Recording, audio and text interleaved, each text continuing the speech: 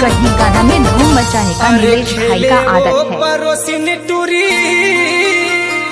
अरे यानी पानी खेले वो परोसिन टूरी अरे यानी पानी खेल और माते हवे फगुआ बही होथे धक्का पेल राई सरसों के तेल राई सरसों के तेल राई सरसों के तेल टूरी लगावा अपन मुड़ माते राई सरसों के तेल राई सरसों के तेल टूरी लगावा अपन मुड़ माते।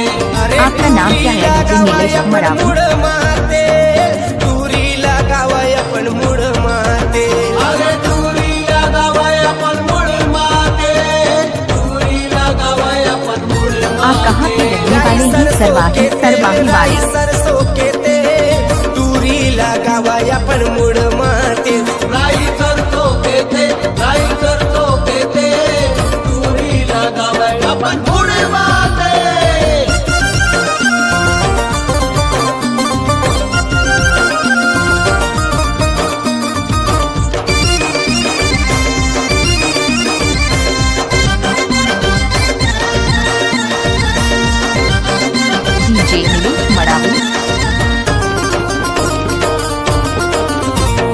कौन तोरे लावाय वो लिपस्टिक कोने लावाय जिस पेंट कोने लावाय जिस पेंट कौन तोरे लावाय स्नो पाउडर कोने लावाय तोरे